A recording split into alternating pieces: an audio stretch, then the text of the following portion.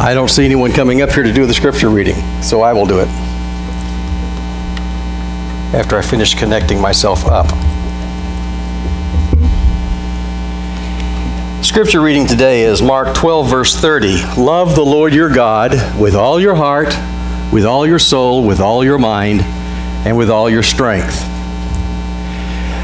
Now, we're continuing a series of lessons through the Gospel of Mark. We're calling Following Jesus, but I suspect that you probably have some questions in your mind right about now.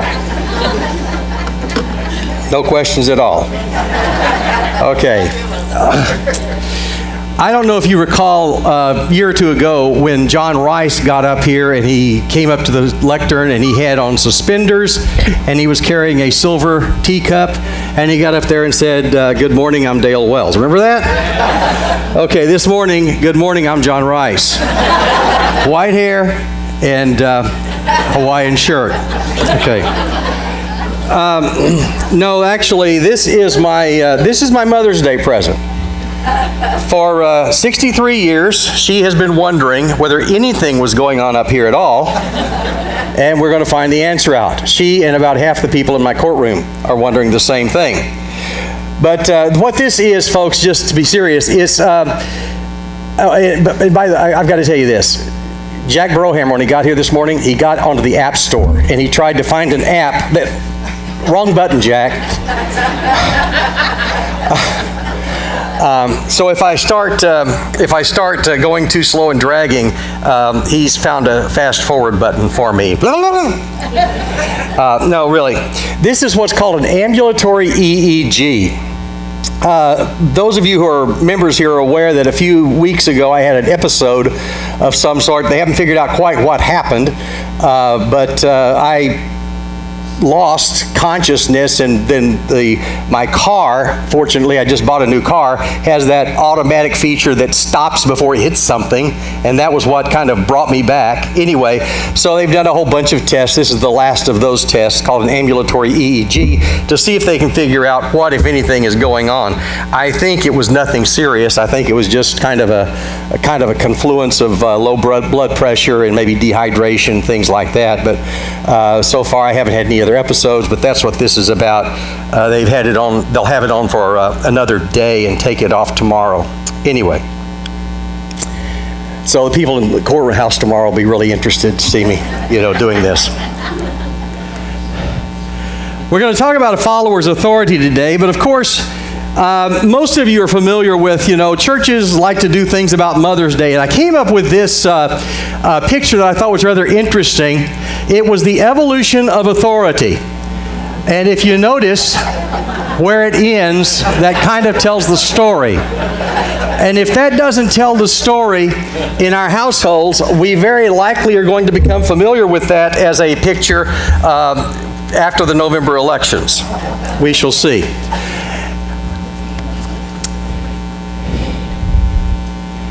November 27th, 2002, the United Nations passed Resolution 1441.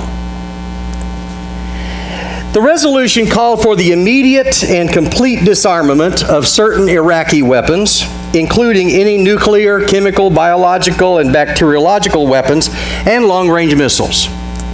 And we know from history how quickly the Iraqis complied with UN Resolution 1441. Very quickly, we saw that there was a cat and mouse game that began when Saddam Hussein refused to cough up all the illegal weapons, and the world looked on in nervous anticipation and wondered, who is really in charge? Well, the time came, March 19th, 2003. After months of unsuccessful negotiations, scores of unsuccessful inspections, there was a decapitation attempt on Baghdad. And following the surprise bombing of several government buildings, the world looked on to see if Saddam Hussein and his sons had actually been removed from power, which was what the goal was. Well, almost immediately, we saw television pictures of Saddam and his war council and his sons, all apparently who had survived the attack.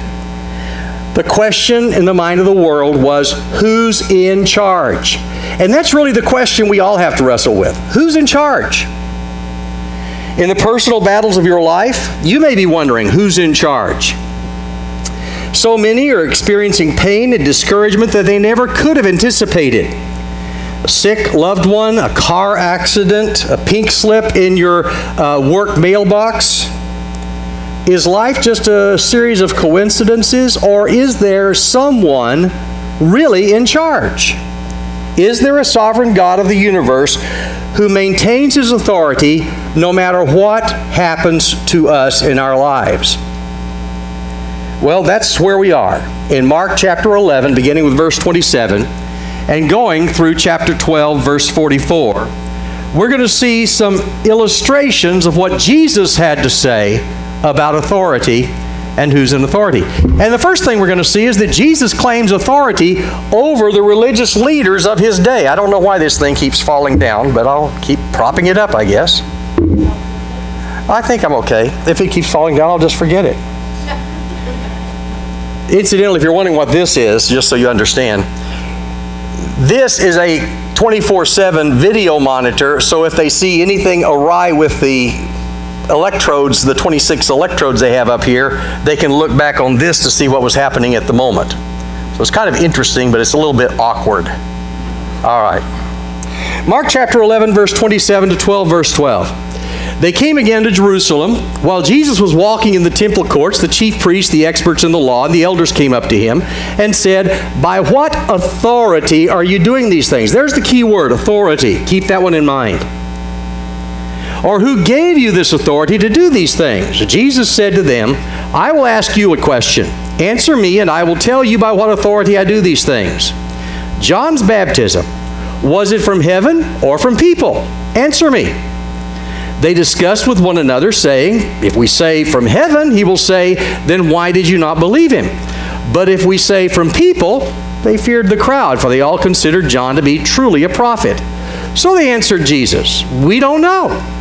Then Jesus said to them, "Neither will I tell you by what authority I am doing these things."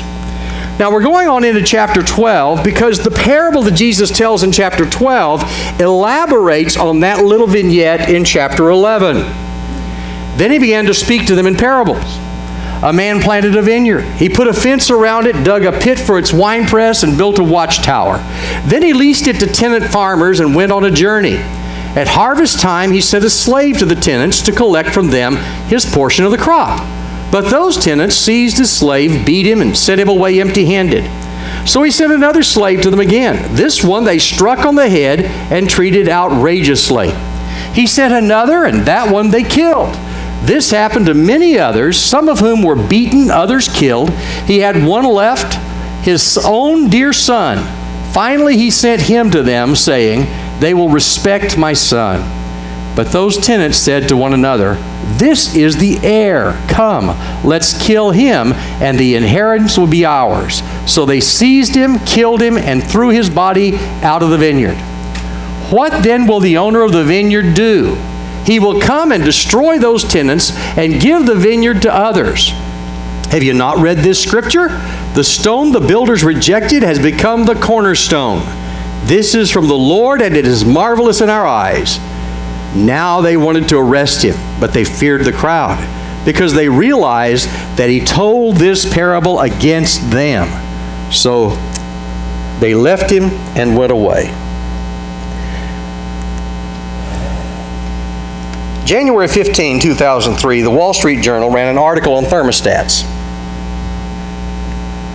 According to the article, some companies had had so many complaints by people who worked there that it was too hot, it was too cold, and people were constantly trying to adjust the thermostats. So what these companies had done is they'd instructed their HVAC technicians to install dummy thermostats. They really don't do anything, they just sit there and tell you what the temperature is. Now I can tell you for myself, in the courthouse, every chambers has a thermostat that does nothing. But it just makes us feel good to know that it's there. And so they're going to come out with something in a short order, something like a door close button on an elevator that really doesn't work. Have you ever seen those? Right? I mean, we're used to this business of not really being in control, but liking to have that illusion of being in control. And that's what's going on here. The rumor of the thought of these people was that the Jewish leaders had this illusion of power, this illusion of authority, and Jesus comes along and says, you really have no authority at all. It's God who has authority. Now, 2 weeks ago, we did a lesson where we talked about Jesus' judgment on the authorities, his judgment on Jerusalem. We saw him throwing out the money changers out of the temple. We saw him cursing the fig tree. We saw those pictures of judgment that was coming up on the Jewish economy. Today we're focusing on Jesus dealing with the alleged authority of the leaders and others who thought they were really in control. The Greek word exousia occurs 4 times in this text. It's a word that means authority. That's the one I called your attention to as I was reading the text to you a few moments ago. And we're going to see it 4 times. And there are those people who think that they're in authority, but they're really not. The first group we see are 3 groups together. The chief priests, the experts in the law, and the elders. This is the group of people that make up the Sanhedrin. And they come to Jesus. They're the legislative body, the highest court of Judaism. And they come to Jesus and they say, where do you get the authority to do the things you're doing? Throwing out the money changers out of the court of the Gentiles. Cursing that fig tree, claiming that Jerusalem's going to be destroyed. Where do you get the authority to teach the things you're teaching, to do the things you're doing? And Jesus says, well, first you answer this question. Where did John the Baptist get his authority? Well, they didn't want to answer that one, because any answer that they gave was going to get them in trouble. If they say, well, his authority was from God, he's going to say, well, then why didn't you listen to him? If they say his authority was from men, then they're going to be incurring the ire of the people because the people thought John was a prophet. And so they say, well, we don't know. That's the answer you give when you don't want to give an answer. So Jesus says, fine, then I'm not going to answer your question either. But then he turns right around and does give an answer. And that answer is the parable in Mark chapter 12, the parable of the rebellion in the vineyard. And in that parable, the vineyard is Israel. It's God's people. And God is the owner, and the tenant farmers are the Jewish leaders. They're the ones who have the temporary control over the nation. They've been entrusted with the role of authorities in the nation, but they're not really the authority. The real authority is God. They're just the tenant farmers. And periodically, God has sent his servants to try to bring them in line. Those servants were the prophets. And they had traditionally and habitually rejected the prophets. Later on, Stephen's going to make a point of that in his sermon, the book of Acts. He's going to make a point of the fact that there hasn't been a prophet God has sent that you haven't killed. Finally, God sends his Son. And in the parable, the Son, of course, is Jesus. And Jesus now tells the Jewish leaders the very thing he's been telling to his disciples for the last several lessons. Remember those lessons where Jesus talked about, I'm going to go to Jerusalem, I'm going to be handed over to the chief priests and elders, they're going to crucify me, and I'm going to rise on the 3rd day. Remember that? He said it 3 times so far. Now he's telling a parable to the Jewish leaders that says the same thing. When the Father sends the Son, you're going to kill him. And they understood that he was talking about them. Did you see that right at the end of the text? They knew he was telling that parable about them. They didn't have any doubt about who it was. So, Jesus says, you think you're in authority, but you're not. The real authority is God. The real authority is the Son. So Jesus claims an authority that's higher than the authority of the Sanhedrin. The idea of claiming an authority over the Sanhedrin was just ridiculous to the Jewish leaders. And so ends the first vignette. The next vignette has to do with Jesus claiming authority over the political establishment. First is the religious establishment. Second is the political establishment. And it has to do with Mark 12, verses 13 to 17. Then they sent some of the Pharisees and Herodians. Notice these are two different groups now. The Pharisees and Herodians. Keep them in mind. To trap him in his own words. That's the whole idea here. They're trying to trip Jesus up in something. When they came, they said to him, "Teacher, we know that you're truthful and do not court anyone's favor because you show no partiality, but teach the way of God in accordance with the truth." Oh boy. You think they're buttering him up? Tell us this. Is it right to pay taxes to Caesar or not? Should we pay or shouldn't we? But he saw through their hypocrisy and said to them, "Why are you testing me? Bring me a denarius and let me look at it." So they brought one, and he said to them, "Whose image is this, and whose inscription?"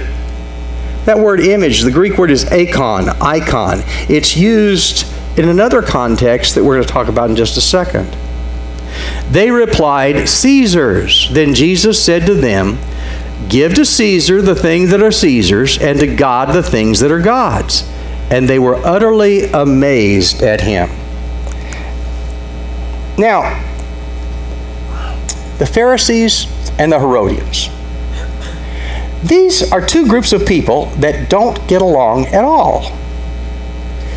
This would be like saying, a group of Bernie Sanders followers and a group of Ted Cruz's followers came to Jesus and asked a question, okay?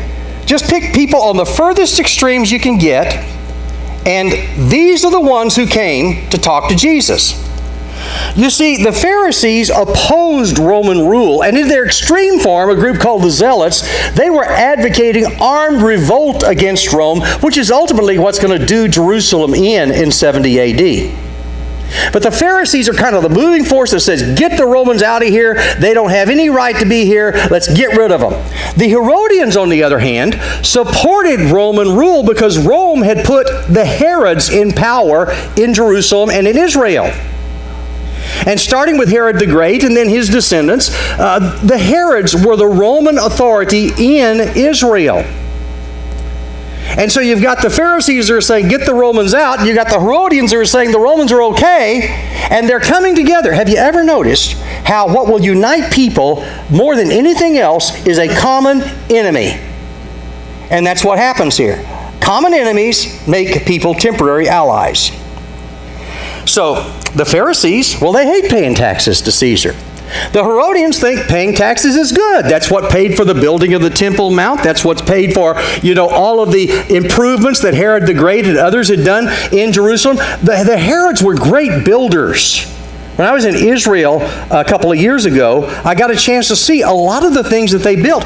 They were great builders in their day. These two people rarely agreed with each other, but they come together because of this common enemy to ask the question about paying taxes. If Jesus says, yes, you should pay taxes, then he's going to alienate the people who want Rome out of Israel. If he says, no, you shouldn't pay taxes, then he's engaged in some kind of subversive conduct that can bring him into a conflict with the Roman authorities. They're just trying to trap him in his words. Jesus says, show me a denarius. A denarius was a coin that, because they didn't have much inflation back in those days, for centuries was basically regarded as a day's wage. This is what it looked like.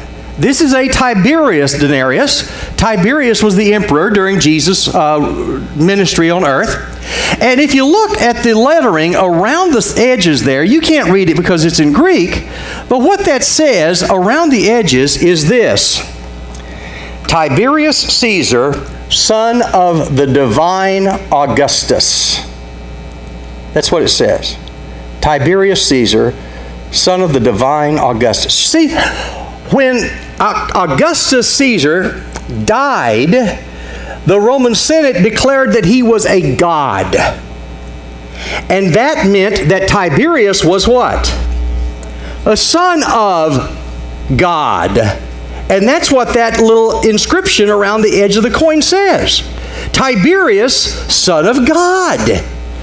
Do you suppose that would cause some problems with the Jews of the first century? Do you suppose that would cause some problems with Christians in the first century? Absolutely. But not only was it a problem for the Christians and the Jews to refer to him as the son of the divine Augustus. Incidentally, the word Augustus means one worthy of worship. The Greek was Caesar Sebaston, which was Caesar worthy of worship. Translated into Latin, Caesar Augustus. Every time you said Caesar Augustus, you were saying that Caesar was God. And every time you went into the agora in one of the Roman cities, even the cities that were situated in Israel in the area called the Decapolis, every time you went into the agora, the marketplace, you were expected to offer a pinch of incense to Caesar's statue there and say, Caesar is Lord. Now, to the Romans, that was little more than just like we have on our coins, in God we trust. It really didn't mean much to them. It was nothing more to them than us saying the Pledge of Allegiance to the flag. But to Jews and to Christians, those words were fighting words. Now, when early Christians claim that Jesus is the Son of God, they're not only comparing Jesus to the Emperor Tiberius, they're also depriving Tiberius of the honor that he demands as the son of the divine Augustus. That's what put them in at odds with the Romans in the end of the first century.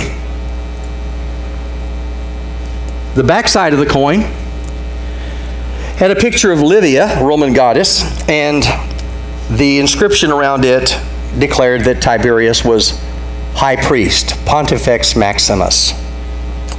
That's the coin that they would have shown Jesus. Jesus asked the question, whose image does that coin bear? And the answer is, well, it bears Caesar's image. And Jesus said,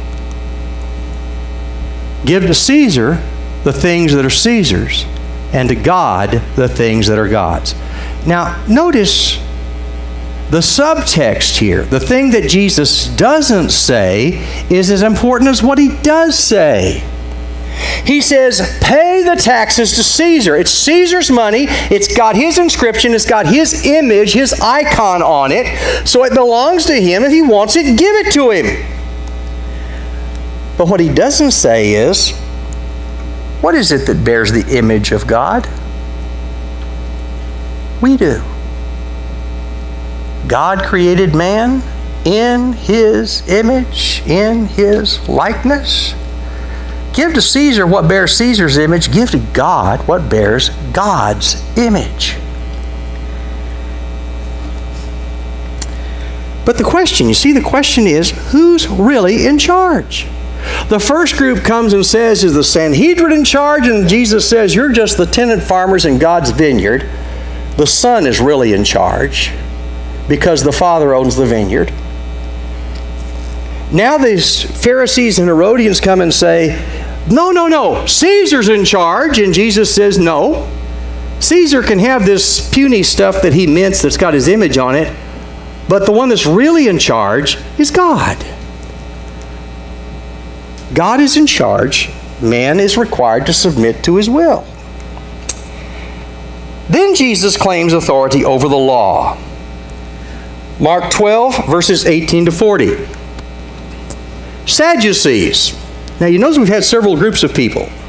We've had the Pharisees, we've had the chief priests, we've had the experts in the law, we've had the Herodians and the Pharisees. Now we've got Sadducees. Sadducees, who say there is no resurrection, also came to him and asked